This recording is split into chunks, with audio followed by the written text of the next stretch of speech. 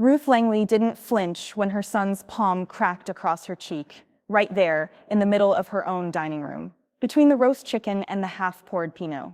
The room had gone still, except for the soft rattle of the chandelier and the slow, deliberate scrape of her chair as she stood. She didn't cry, didn't shout, didn't touch the swelling heat blooming along her jaw. Instead, she picked up her linen napkin, dabbed the corner of her lip, and looked him dead in the eye. "You just spent your last inheritance." By dawn, his name was gone from the deed, the will, the accounts, and Ruth Langley, former teacher and newly forged architect of her own second act, made her first call to her lawyer and then to her realtor. Because when the child you raised forgets who paid for the roof, the foundation doesn't forget you. Before we begin, may I ask, where in this big, beautiful world are you listening from? It's always a quiet honor to know who's sharing this space. Drop it in the comments, and don't forget to subscribe. Trish Alden's thumb paused mid-scroll, the movement freezing just as the photo loaded. Lena stood front and center, chin tilted up in that practiced angle.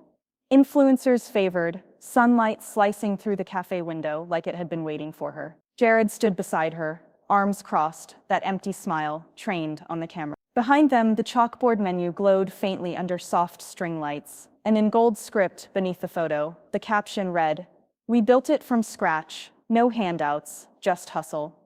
Trish's mouth stayed flat. Her thumb hovered above the like button, twitching once before settling into stillness.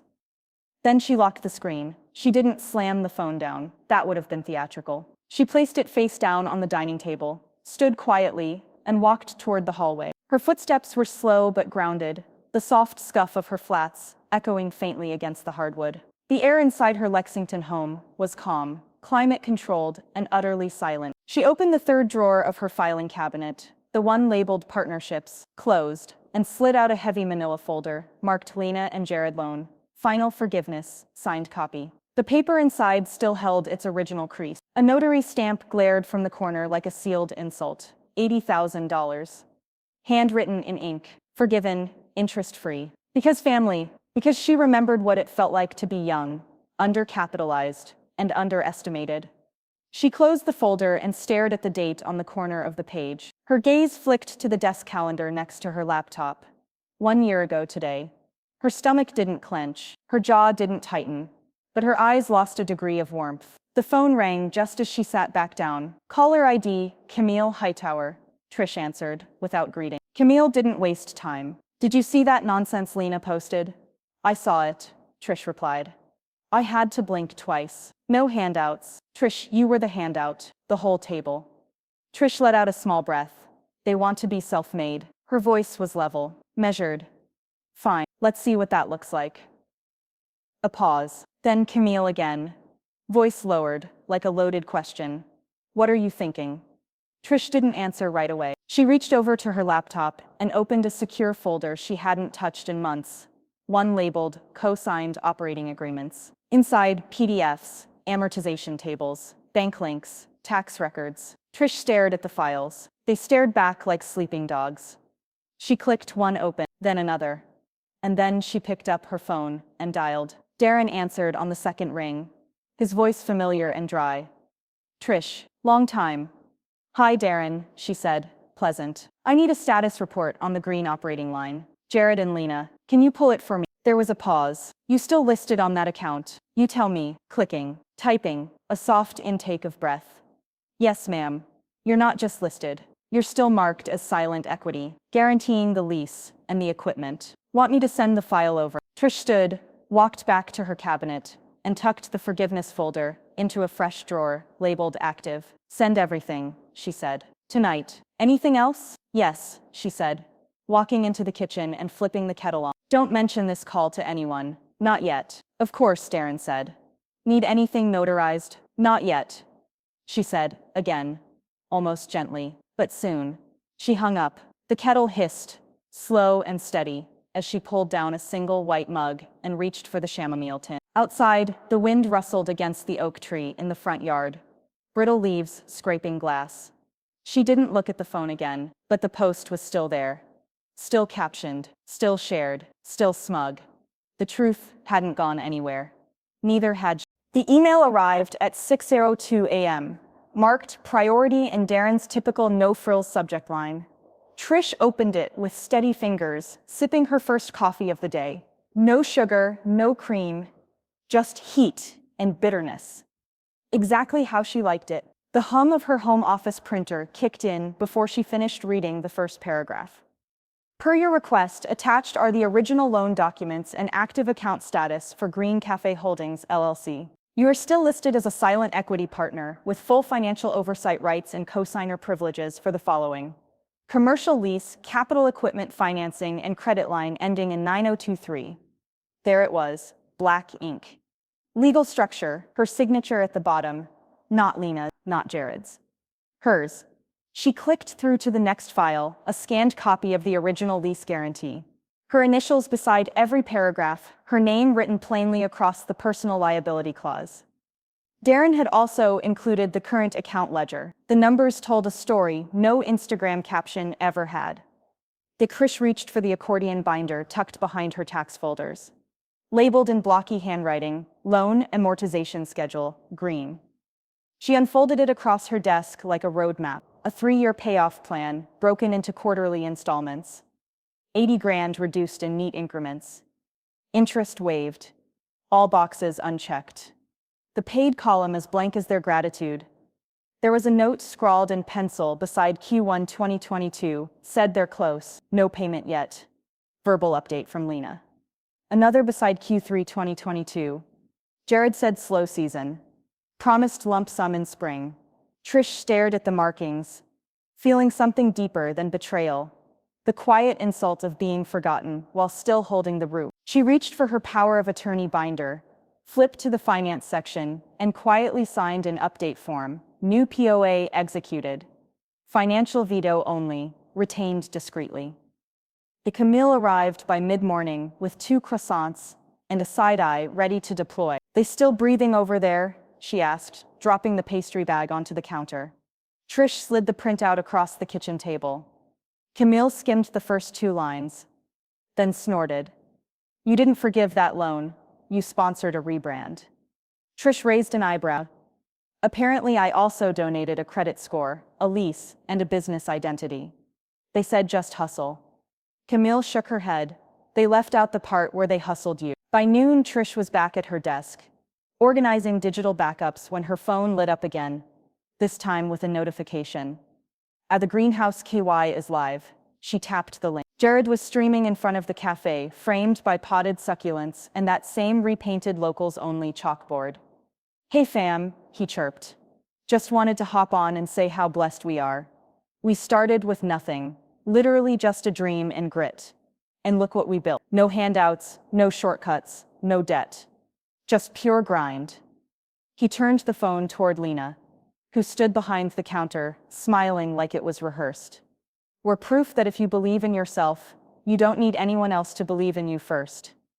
A few hearts floated across the screen. Someone commented, self-made goals. Trish watched until the stream ended, then stared at the frozen last frame. Jared's arm around Lena, both grinning beneath Edison bulbs they hadn't paid for. She didn't blink. She didn't breathe heavy. She just clicked forward, attached the live stream link, and typed a single subject line. To Imani Cruz, subject, ready. Then she hit send. Outside, the wind had picked up. The early Kentucky fall was creeping in, cool and dry, brushing leaves across the porch like forgotten invoices. Inside, Trish closed her laptop and let her fingers rest on the table. They wanted credit. She had collateral. The pen didn't glide. It scraped. Even the paper seemed reluctant to receive the truth as Trish signed her name with precise, deliberate pressure. The revocation letter was printed on crisp white legal stock, drafted earlier that morning by Imani, who hadn't needed more than 10 minutes with the original documents to locate the clause. Clause 6.3. Financial Oversight Authority. All discretionary spending and credit extensions under the company's name require express written approval of the named silent equity partner. Silent didn't mean powerless. It never had. Imani sat across from her at the sleek walnut table in Trish's office. Fingers steepled, glasses halfway down her nose. The attorney didn't speak often, but when she did, it landed with surgical clarity. Once this is signed, Imani said, you revoke their access to the corporate credit card. Anything else they spend under the cafe's name after today becomes unauthorized. That gives you legal room to act, if they escalate. Trish nodded once, and if they lie about it. Imani's lips curved into something like a smirk. Then I do what I'm paid to do. Camille was waiting on the porch, a Tupperware of lemon bars balanced on one hip like a baby. She didn't trust anyone else to hold. You sure about this? She asked, stepping inside. I'm tired of being sure while they're being loud, Trish replied, handing her the signed document. Let them feel what silence does. Camille raised a brow. That quiet storm energy, I love it. Trish didn't smile, but the corner of her mouth twitched. An hour later, as the sun dipped below the Lexington rooftops and threw long rust-colored shadows across her hardwood floor, Trish's phone buzzed with a name she didn't recognize.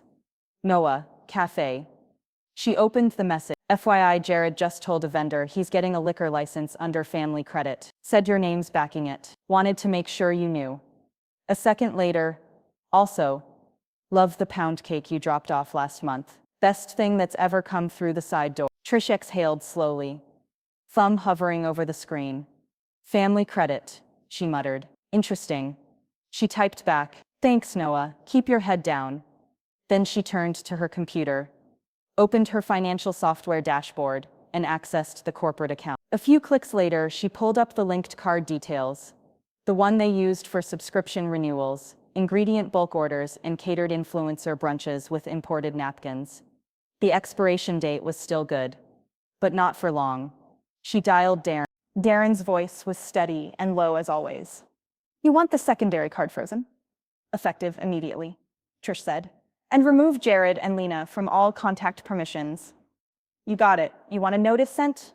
No, Trish said. Let them find out mid-transaction. There was a small pause on the line, then the faint clack of Darren's keyboard. It's done. Later that night, Trish stepped outside. The air had cooled into something clearer than it had been in weeks. She sat on the porch, lemon bar on a napkin beside her, tea cooling in her mug. Camille had gone home. Imani was reviewing paperwork for the next phase. And Lena and Jared? They were likely sipping wine purchased on a card that no longer worked. Trish opened her calendar app. She scrolled to the following Tuesday and tapped Add Event. Event title, Private Consultation, Zoning Board. Location, City Hall, RM 204. Time, 9:30 a.m. She stared at the screen for a moment, then pressed save. Because before you remove someone's name from a brand, you check the foundation. And in Lexington, zoning wasn't just policy. It was power. She clicked into the statement. Jaw tight, glasses sliding down her nose. The vendor description listed a luxury spa in Asheville, North Carolina. 4 nights. Aromatherapy wraps, something called a chakra infusion. Nothing to do with espresso, everything to do with ego. She kept scrolling. Brunch Fluence collab, 3,000. It linked back to a local photographer known for staging influencer pop-ups. Trish recognized the cafe's exterior draped in artificial vines and filtered pink lighting.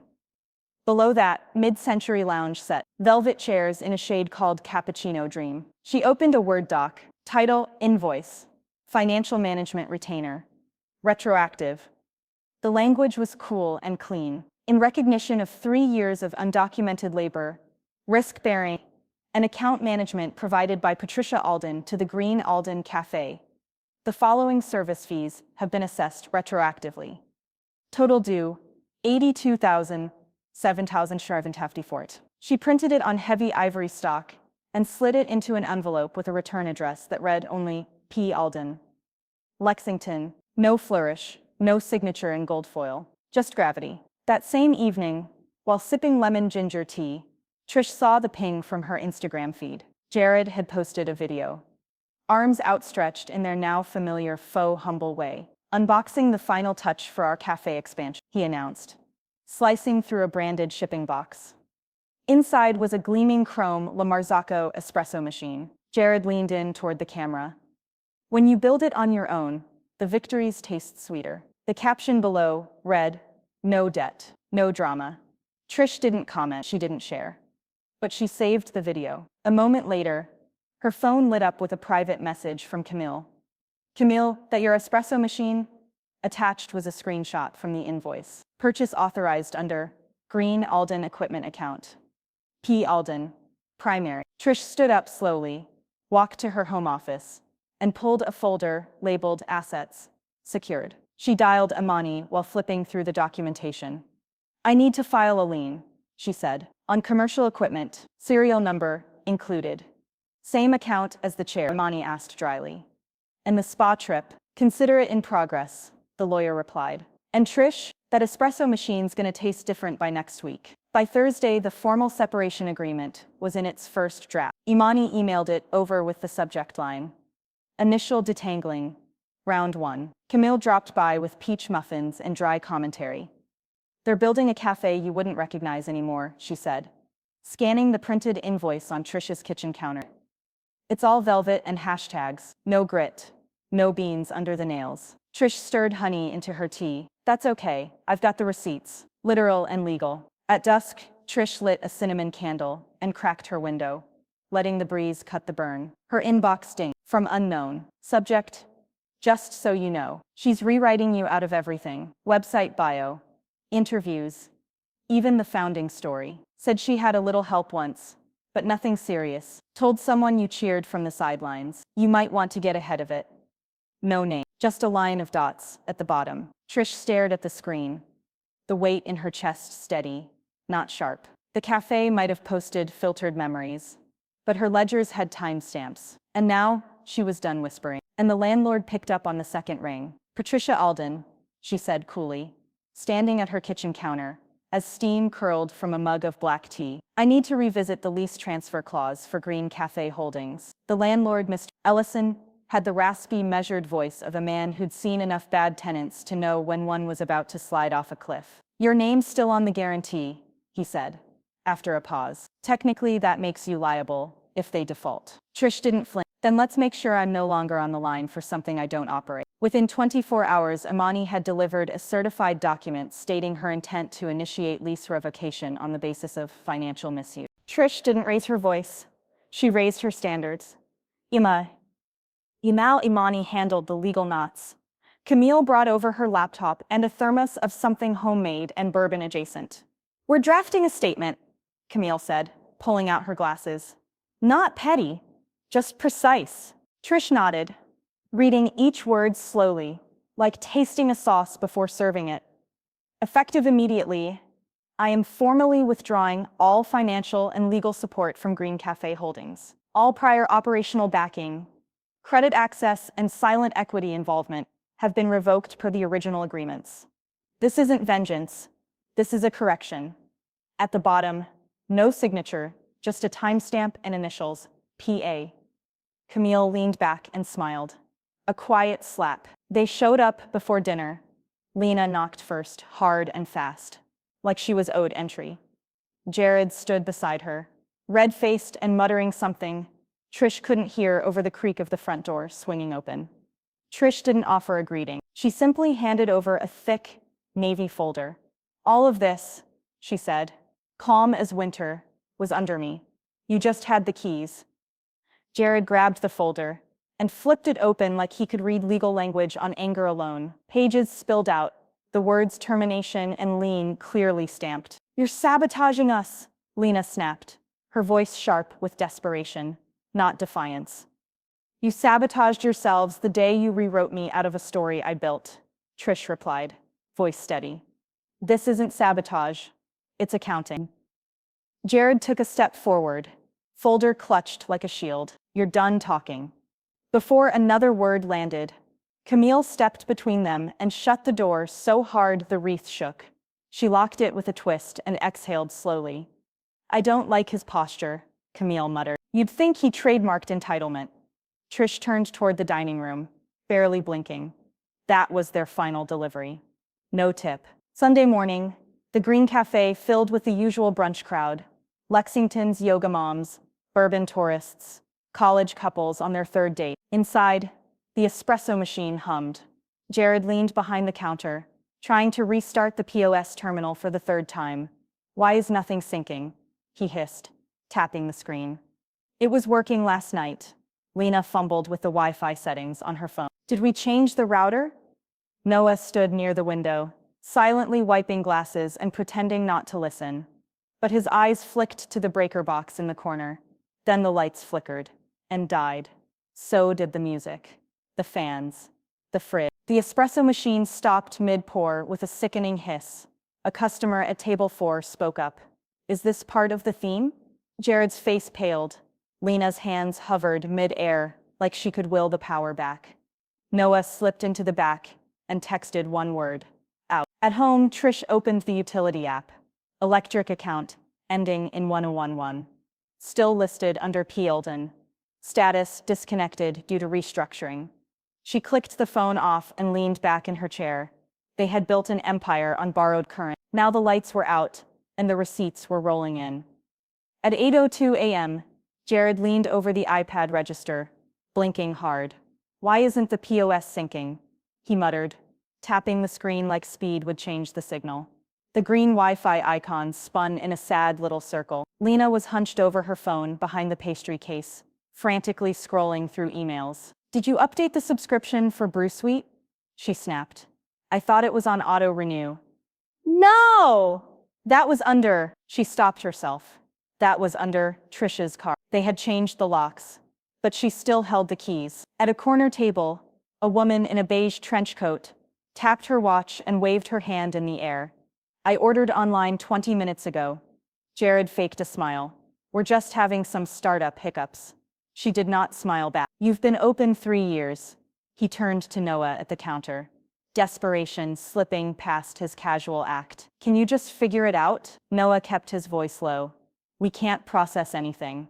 Brew Suite needs Wi-Fi, and we don't have the admin login anymore." He didn't say it, but it hung between them. Trish changed the password. At home, Trish was already logged into the admin panel. The company email on file, Green Holdings as lexcafe.kio, had been routed through an alias she still controlled. When the renewal notification popped up that morning, she'd seen it before anyone else. She didn't delete it. She redirected it. Now every failed login, every billing alert, every frantic customer support ticket came straight to her inbox. She opened a new folder and labeled it Disconnection Log. The Camille showed up unannounced an hour later, carrying a still warm bourbon pecan pie, wrapped in a tea towel. "How's the fallout?" Trish opened the door with a half smile. "The order system's offline, the Wi-Fi is locked, and I'm suddenly a lot more popular with tech support." Camille set the pie down on the entryway table and removed her sunglasses. "You sweetened it just right." Back at the cafe, the tension was visible through the window. Lena was gesturing wildly with her phone, trying to hotspot the tablet. Jared had disappeared into the back, probably trying to reboot the router for the 3rd time. Noah, wiping the counter down like it could erase their mistakes, glanced at the door and shook his head once before texting. "Noah, they're falling apart. System's dead. Orders are backing up." Lena's blaming the oven. "Trish, thank you. You okay?" Noah, "Yeah, I just make coffee. I don't pretend to be the one who bought the beans." Trish read that twice, then shut her phone with a quiet nod. That afternoon, Lena posted a carefully filtered photo of a latte with the caption, "Sabotage is real. Some people hate seeing others win." It was vague, but pointed. Trish's name wasn't mentioned, but the implication hung thick in the air like burned syrup. Camille saw it first, sent it in a text with the words, "She's panicking. That's a panic post." Trish didn't respond. She didn't have to. The inbox was already filling up with notifications. A flood of new 1-star reviews rolled in, some vague, others vicious. Cold food, cold staff, fake founders, fake story. Don't support liars who use other people's money. I heard the cafe was built on lies. No thanks. Trish sat at her desk, scrolling through them with a clinical eye. She didn't write any of them, but she didn't report them either. Somewhere in the static of public opinion, the truth was beginning to echo. They had wanted to own the spotlight. Now they had it. The invoice arrived on a Wednesday. It was clean, stark, formal. Subject line, reactivation of loan, breach of attribution clause, amount due, $80,000, due date, immediate upon receipt. In the upper right corner, beneath her name and the words First Brick Ledger and Consulting, Trish had added one line in smaller type, "Forgiveness is not forgetfulness." Attached was the 3-page breakdown, dates, wire amounts, interest suspended, written forgiveness, and the clause. A clause that had previously been considered symbolic, until Lena and Jared made it functional. Any public claim of sole creation, success, or financial independence, if proven false, reactivates the original principle at full value. Well, damn, she murmured, setting her glasses down. That's not a bill. That's a thesis. Trish poured her a fresh cup of chicory coffee. They wanted to revise history. I'm just adjusting the margins. Camille sipped, nodded. Clean, legal, cold. Then, grinning. Just how I like it. Jared didn't take it quietly. 3 days later, Imani received a letter from a Lexington firm. Sloppy formatting. Bullet points instead of paragraphs, and a threat to countersue Trish for intentional emotional and reputational damage. Imani skimmed it once, then twice, then snorted. He Googled this, she muttered to herself, before sending a reply so sharp it read like an obituary. Subject: response to Green filing attempt. Status: rejected on grounds of contractual noncompliance and verified financial trail. Attached screenshot of Jared's public statements, cafe branding documents, leaseholder responsibilities, and social media attribution timeline. Meanwhile, at the cafe, Noah had had enough. The broken espresso machine, the inconsistent hours, the petty fights behind the counter, the smell of desperation now outweighing the baked goods. He left his apron folded on the back counter, cleaned the last of the cups, and slid an envelope under Lena's office door. Inside, his resignation, typed and polite. That same night, Trish received a handwritten note in her mailbox. Ms. Alden, I learned more watching how you handled silence than I ever did working under noise. If there's ever a space on your team, I'm in. Noah. She smiled before finishing the letter. The next morning, she texted, Trish, welcome aboard. First brick could use someone who understands foundations. Noah, let's build better. Camille helped onboard him later that week, turning one of Trish's spare bedrooms into a pop-up digital operations hub. They didn't need fancy software yet, just structure and hands that didn't fumble it. While Lena and Jared flailed, First Brick quietly began consulting for a women-led spice business across town and an independent pastry chef who'd once catered Trish's retirement party. And word got around, not flashy, not loud, but purposeful. At City Roast Cafe, a barista whispered to her manager, "Is that the lady who used to back the Greens?" The manager nodded. She's the reason their lights were ever on. Late Thursday afternoon, Trish stepped onto her porch just as the sun dipped behind the roofline. Camille sat with her, feet tucked up, a bourbon seltzer in hand. "They're spiraling," Camille said. "You're compounding." Trish didn't respond right away. She let the light stretch across the steps. Let the wind shift the wind chimes gently. I just stopped paying their debt. Now they're paying attention. That evening, Imani's phone buzzed. Caller ID, County Business Registration Office. She took the call. A familiar voice on the other end said, "A Jared Green just tried registering a new cafe name on Main. He listed himself as sole founder." Imani raised an eyebrow. "What name?" "Green Ingrained." Imani laughed under her breath. "Tell him it's taken. Trish trademarked it 2 weeks ago." The papers came back from the U.S. Patent and Trademark Office at 9:12 a.m. Trish didn't frame them. She just slid them into the red folder marked Ownership.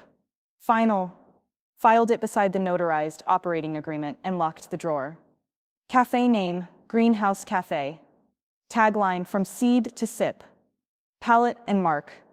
Forest green, ivory and walnut hex. And 4B392D. All hers now. Every letter, Lena had stitched onto aprons. Every color-coded menu Jared had boasted about in interviews. Every scent, logo, phrase they plastered onto signage. All tied to a woman whose name they never said once. She moved quickly, like the house was on fire, but only she could smell the smoke. First, she sent formal notices to all their vendor accounts and digital subscription services.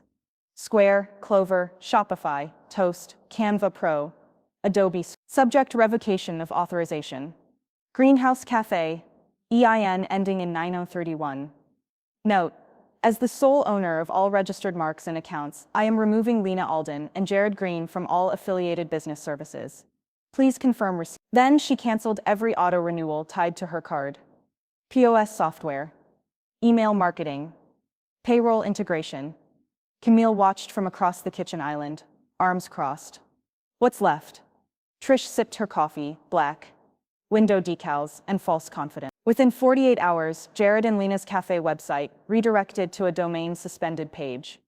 Their email bounce-backs piled up, and on Instagram, an unexpected post appeared. Months content removed for trademark violation. This post used protected branding material and has been taken down in accordance with federal filing and 7. She changed their profile name to Greens in Maine, started resharing old posts with new filters and edited captions. But the hashtags Greenhouse Cafe, from seed to sip, had already been flagged by Trish's notice to Meta legal compliance. Camille forwarded her a screenshot of Lena's now diminished profile, with one note: they didn't build anything, they just decorated your foundation. The once vibrant sign over the door had a sheet draped over it, unevenly taped.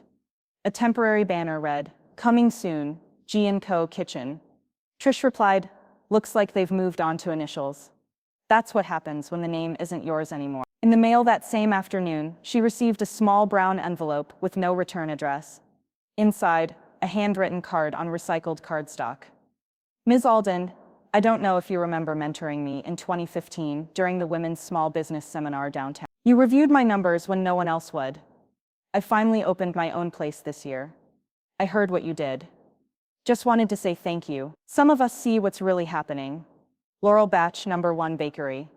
Trish read the card 3 times before setting it gently on the table. The handwriting was shaky but sure, the kind that came from someone who'd built something with their own hands, not just repurposed someone else's material. That night, while the sky pressed dark and still over Lexington, Trish sat with Camille on the back porch, their feet up on an old ottoman, bourbon neat between them. I'm not out for blood, Trish said, voice low. I know, Camille said.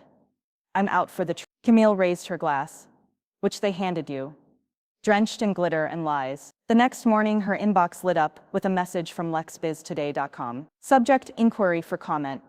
Legacy ownership. The cafe behind the curtain.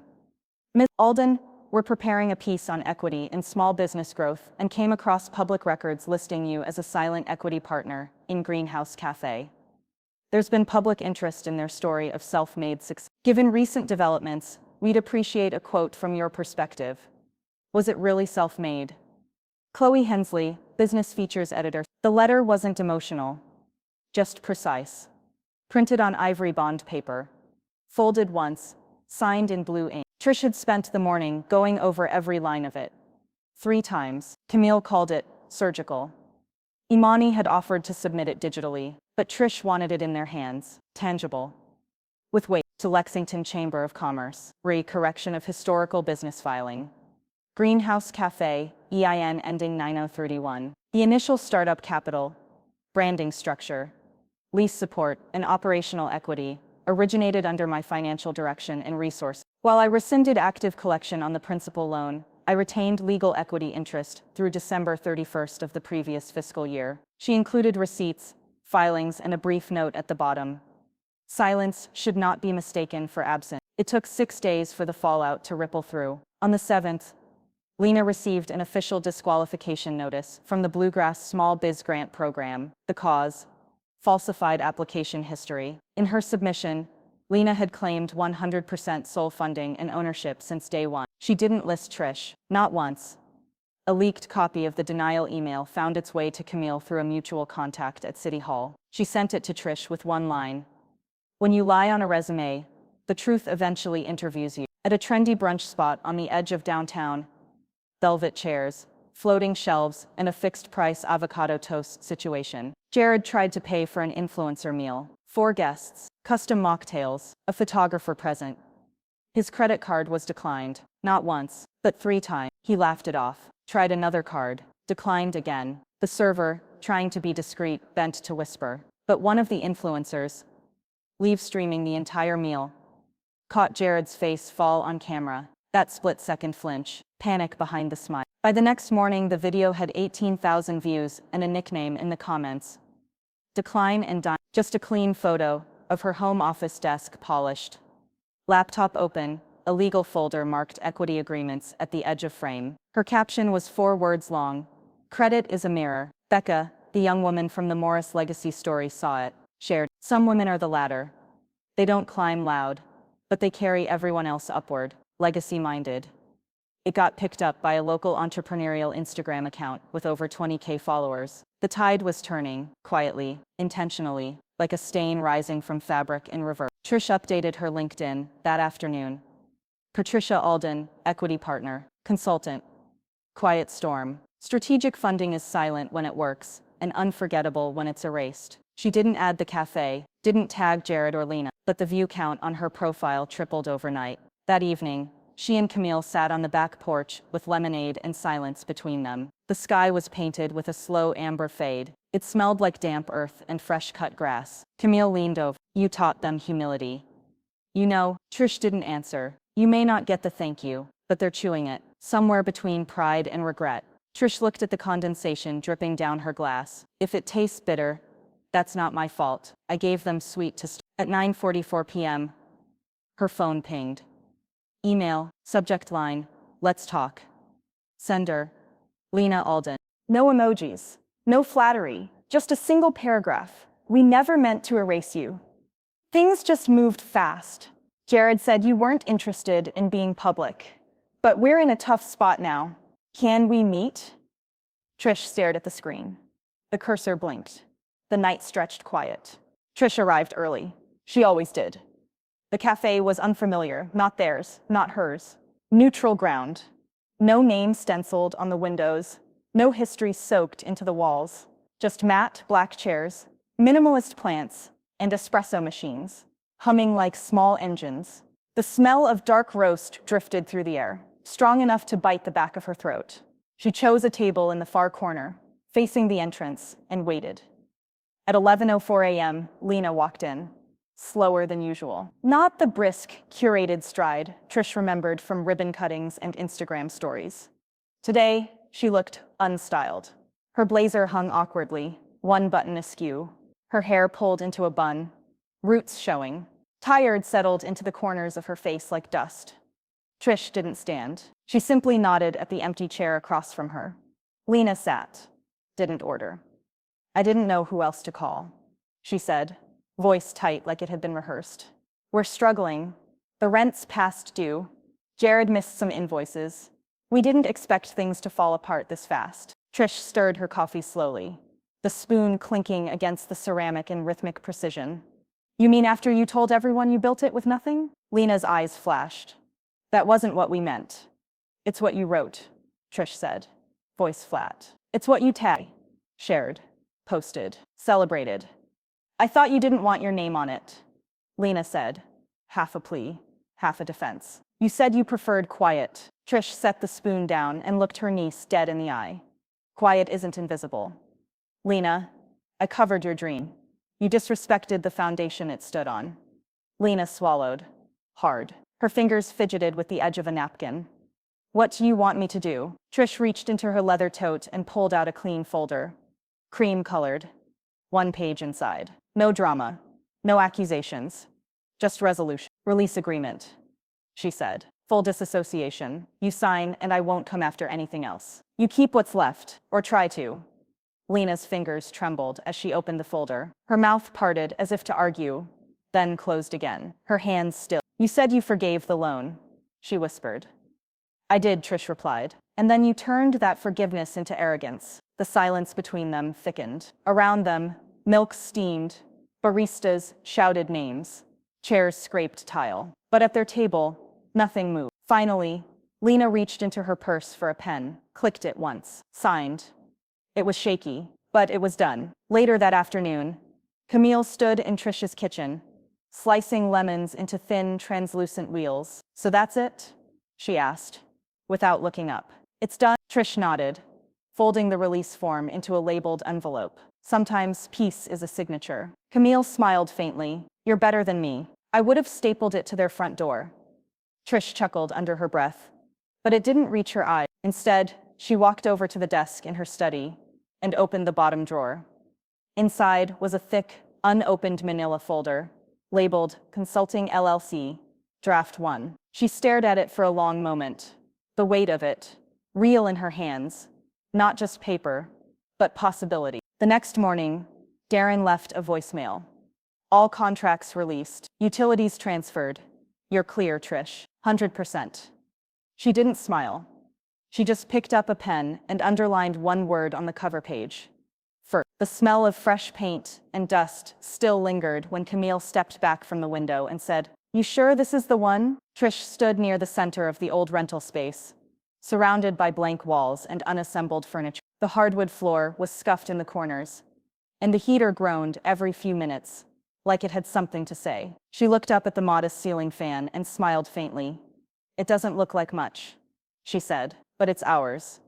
Clean slate, no ego residue." The building had sat empty for years, tucked between a dry cleaner and a nail salon, away from downtown's polished chaos. Trish had kept the deed quiet, even from Camille, for 3 years, just in case. Now, it had a name and a purpose. First Brick Consulting. We don't forget who built it. Camille unboxed a kettle and placed it on a low shelf. "Noah's coming by at 3 to help with the desktop setup." Trish nodded. She'd already ordered him a brass nameplate for the small desk across from hers. Noah Price, Digital Ops Associate. It wasn't about title. It was about recognition, something she'd learned the hard way, too many names erased from the credits after the applause started. By 4 o'clock, the soft hum of a new coffee maker filled the office. A muted scent of hazelnut beans bloomed through the air as Noah clicked through browser tabs, organizing files and client forms. "I've got a friend," he said, adjusting his glasses. "Starting a home bakery. She's amazing, but doesn't know anything about QuickBooks." "We do," Trish said simply, tapping a notepad with her pen. By dusk, the office had warmth, not from decor, but energy. There was something sacred about small beginnings. The same way a foundation holds weight, no one ever celebrates. But everything would collapse without. That night, as she sat in the armchair by her fireplace, Trish scrolled past a real estate alert. Property for lease, prime cafe location, move-in ready. She didn't need to click. The photo told her everything. The same amber brick facade, now bare where the cafe's custom signage once gleamed. Camille forwarded the listing too, with a text. Full circle, without the spin. Trish stared at the screen for a moment. She didn't smile, but she did lean back and exhale, the deep kind of breath that reaches the bottom of the ribs. The next morning, Noah buzzed in early. He brought lemon scones from a new baker, wrapped in white parchment, still warm. She just launched from her kitchen, figured it was on brand. Trish opened her inbox. In the top corner, Lexington City Business Council, Quiet Impact nominee. She blinked, then blinked again. No hashtags, no applications, no speeches posted online, just an acknowledgement. That building in silence counted. That not taking credit mattered. Camille poked her head in, saw the expression on Trish's face. "What?" Trish turned the screen toward her. Camille read it, then laughed under her breath. "You didn't just build the second brick. You built the damn scaffolding." Trish tapped the nomination email, then whispered, more to herself than anyone else. "And this time, no one's painting over it." The ballroom lights were low and amber, warm like bourbon, in a heavy glass. No camera flashes, no thunderous applause, just clinks of silverware, and a low murmur of polite conversation across linen-covered tables. Trish stood near the back, her hands folded in front of her. Her black dress simple but immaculate. No sequins, no borrowed shine, just satin sleeves and a pearl pin Camille had insisted she wear. Across the stage, EMC's voice echoed. "Tonight's Quiet Impact honoree is someone who's built more businesses than she's branded, who mentors behind closed doors, and who understands that the loudest presence in the room isn't always the most powerful." Camille, seated next to Noah at table 8, gripped the edge of her napkin. "They're talking about you," she whispered, eyes already glistening. Trish blinked once, then walked forward. Steady, unhurried. No one stood. It wasn't that kind of award. On the podium waited a bronze plaque, etched with her name, and the words, "Patricia Alden, Quiet Impact honoree, Lexington Business Council." He didn't look at the plaque. As she stepped up to the microphone, she looked out at the crowd. Small business owners, nonprofit leaders, young entrepreneurs who thought she was just a name, whispered in grant committees. She didn't smile, but her voice was clear. Credit, she said, pausing as the mic caught the slight rasp of emotion in her throat, is currency. Don't spend what you didn't earn, and don't mistake volume for value. There was no applause break, but heads nodded. People sat straighter. The real work happens when no one's filming, and legacy shows up long after the cameras turn off. She looked to the side, where Noah, barely out of college, wiped his palms on his pants. Under the table, where Camille reached for a tissue she'd pretended not to bring. Where Darren, in a suit too stiff for his personality, nodded once and mouthed the word. Finally, Trish spoke 3 names. Thank you to Camille, who always knew when silence was a strategy. To Noah, who reminded me why we build instead of burn. And to Darren, for never letting the fine print go unread. She didn't name Lena. She didn't say Jared. Not out of pettiness. Out of power. They didn't belong in her chapter. Afterward, she stepped down and accepted the plaque. Not heavy, but it settled into her hands like closure. Across town, Lena sat on the couch with a bowl of cold noodles and the live stream muted on her tablet. Her face was tight, her nails chewed down. She watched Trish's speech without sound, like reading lips could rewrite the moment. She paused the stream when the plaque filled the screen. Then she turned the tablet over, face down on the coffee table. Back at the ballroom, Trish leaned against the refreshment table with Camille. The catering was forgettable. Something bland with a pepper glaze, trying too hard. Camille looked sideways. About time they saw you. Trish traced her thumb across the edge of the plaque. They didn't have to. I saw myself. A vibration buzzed in her clutch. A message request on her business inbox. Subject: rental inquiry. Shared kitchen lease. From Mallory, home baker. First gen founder. Trish opened the message. I saw your speech. I'm looking for space. Not just for baking, but for building something real. I don't have investors, but I have grit, and I remember who helped. She looked at the screen, then up at Camille, who raised one brow knowingly. Trish didn't smile, but she did tap reply. The cafe sat hollow now, its big front window streaked with dust. Vinyl letters half peeling off the glass like old tape on a broken gift box. A sagging open daily sign still clung to the door, though no one had turned that handle in weeks. Inside, metal chairs were stacked crookedly, some still bearing the gold spray paint Jared insisted on when they went through their elevated aesthetic phase. The espresso machine sat cold. A pink post-it clung to its chrome. Invote overdue. Contact rep immediately. Out back, a paper taped to the delivery door fluttered in the wind. Final notice. Utilities. Again. 2 blocks away, Jared adjusted the collar of his faded polo and glanced at the application in his hands. The manager at Oka Vine hadn't even looked him in the eye when he walked in. Just took the paper, read his name, and said quietly, "Thanks, but we're not hiring right now." There were 6 help wanted signs in the window. He stood there for a second longer, then turned and walked out, the bell on the door chiming a little too loud behind him. On the sidewalk, a woman with a laptop looked up from a cafe patio and raised her brow. Recognition, pity, then dismissal. Lena sat in front of her ring light again, the white glow washing out her cheekbones. She wore a blazer this time, hair tied back, no espresso in hand, just a blank canvas and a borrowed line.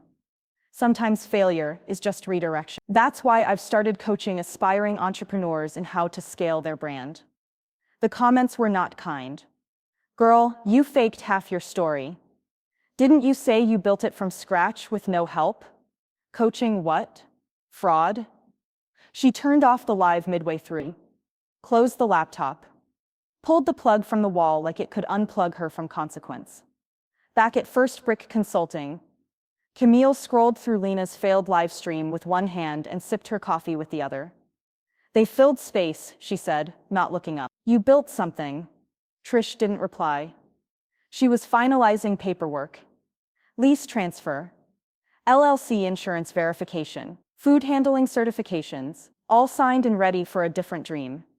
Across from her sat Mallory S., the young baker who had written that midnight email. 25. Elbows flour-burned from years of working under someone else's logo. Eyes wide with the kind of ambition Trish used to recognize in Lena. But steadier. No glitter, just grit. "We're calling it batch number 1, Mallory said. "Every loaf, every cookie, every pie. It's all a first chance." Trish nodded. "Let them smell it before they see it." Opening day came with a light drizzle, and the smell of warm bread curling into the street like an invitation. Trish didn't wear black this time. She wore slate gray and a soft scarf Camille had knit during one of their Monday night quiet hours. She didn't step inside. She stood across the street, leaning on a brick column, watching the line form down the block. A girl in a green apron opened the door with one hand while holding up a tray of mini lemon loaves. Her voice rang out bright and unscripted. "Come on in, y'all. It smells better than your grandma's house." Trish smiled once. Just enough. Hours later, Camille called from inside the cafe. "You sure you don't want to come get a cruffin before they sell out?" Trish shook her head, eyes still on the painted lettering above the entrance. Batch number 1 in cursive, hand-brushed by Mallory herself. The storefront looked alive again. Not performative. Just homegrown. "No need," Trish said. "I've had my fill." That evening, as the city lights turned amber and the bakery's new team posted a group photo on Instagram, the first Yelp review went live. Soul. Soul. Soul. This place has heart now. Real ingredients. Real people. Real care. You can taste the difference, not just in the pastries, but in the purpose. Trish stared at her phone screen, thumb hovering over the little blue icon. The red dot blinked. 20 comments. Likes. Mentions. Half of them were noise, thin praise, veiled sarcasm, or recycled outrage. She didn't flinch. She tapped and held the app. Delete. Confirm. Gone. Then she opened the browser, logged into her personal accounts one by one, and deactivated each one with slow, deliberate clicks. No drama. No post saying she was taking a break. Just silence. Clean and complete. The business page for First Brick Consulting stayed, neatly curated and structured like everything else she built. No selfies, no hashtags, just clarity and service. Outside her window, autumn wind carried a sharpness that rustled the red maple leaves along the curb. It smelled like cinnamon and change. Camille showed up around noon, a pie tin in one hand and her reading glasses in the other. "You really went ghost," she said, placing the pie on the counter and sitting down. "That timeline's quieter than your kitchen during tax season." "I've outgrown the noise," Trish said simply, flipping open a legal-size folder labeled closed loans. Her tone wasn't bitter. It was calm, like letting go of something she never actually needed. Camille leaned back in the chair and smiled. About time. For the rest of the day, Trish let her world shrink in the best way. She sorted folders by year, shredded every document that no longer served her. Gone were the yellowing statements marked green loan. Gone were the utility bills, with someone else's cafe scrawled at the top. One by one, she fed the past through the teeth of the shredder. Paper turned to ribbons, and ribbons turned to peace. By late afternoon, the only sound was the hum of the shredder, the ticking wall clock, and her own steady breath. That evening, Lena attempted one last read. She followed First Brick Consulting on Instagram, then liked 3 posts, then tried to DM. Trish didn't respond. She tapped block. Not in anger, not in spite, just closure. She turned off her phone and didn't turn it back on. The next morning, a bouquet of burnt orange lilies and dark eucalyptus sat on her porch, wrapped in brown butcher paper. No card, just a printed sticker on the wrapping, Lexington Floral Guild. Inside was a note, scribbled on Darren's signature stationery. "Here's to quiet power. You wield it well." Trish folded the paper once and slid it into her drawer, right beside her updated LLC documents. Then she placed the flowers in an old pitcher, chipped at the rim, but still holding water like it was made to. Later that night, Noah brewed her tea, lemon chamomile with a teaspoon of bourbon honey, the kind they both agreed was the only proper way to wind down in October. He set it down on the coffee table beside her with a shy, proud grin. "You look different," he said. "Not older, just clear." Trish sipped the tea, Steam curled beneath her nose, warm and grounding. That's what happens when you stop explaining who you are to people who benefit from misunderstanding you. Noah gave a quiet nod and left her in peace, soft jazz spilling low from the stereo behind him. The day wound down like a gentle sigh. Trish lit a single beeswax candle, just one, and watched it flicker against the soft cream walls of her office. Then the doorbell rang. A brown envelope sat on her welcome mat.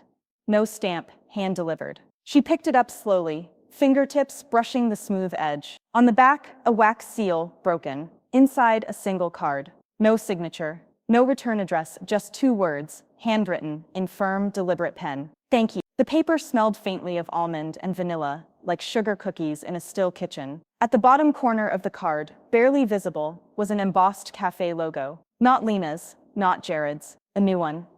She read it again. Thank you. Trish stood still. No smile, no tear, just a long, even breath. The morning light streamed through Trish's office window like it had somewhere to be. Soft gold warming the edge of her desk, catching on the brushed brass plaque mounted to the far wall. She paused as she passed it, the weight of the words hitting her as freshly as the first time. Built with quiet hands, backed by the ones who remember, her reflection ghosted across the plaque's surface. Not younger, not smaller, just clear. Every piece of her journey lived in that glint of brass. The loan, the silence, the erasure, the return. She moved past it, calm, collected. Her hands weren't shaking anymore. 2 blocks down, the soft chime of a cafe door signaled a new beginning. Inside the freshly painted space, sunlight spilled across a counter lined with glass jars, fresh-baked biscotti, honey cakes, slices of apple walnut loaf. The smell of warm dough and cardamom clung to the air like a promise. The young baker, Tina, all of 26 with fire behind her eyes, stepped back from the wall, in her hand a sleek black frame containing a document edged in cream and gold. She found the center stud, leveled the hook, and hung it. First Brick Partner, proudly sponsored. Below it, in small script, we don't forget who built it. A customer glanced up from her laptop and smiled. That's beautiful. Tina nodded. So's the woman behind it. Back at First Brick's office, Camille tapped away at the site's admin panel while sipping her 3rd cup of Earl Grey. The scent of bergamot danced through the room. All right, she muttered, adjusting her bifocals. Time to put the truth up front. She clicked publish on the homepage revision. Just below the firm's mission statement now read a new tagline. Sponsorship isn't silence. She leaned back, satisfied. There we go, she whispered. Let them quote that. In the next room, Trish sat at her desk reviewing an email from her book formatter. The cover was finalized, navy blue, clean serif font, embossed title across the front. Undercapitalized, overwritten, Building When You're Written Out, by Patricia Alden, her name, not a watermark, not a quiet footnote, front and center. She uploaded the manuscript to Kindle Direct and stared at the Submit for Publishing button. Then clicked.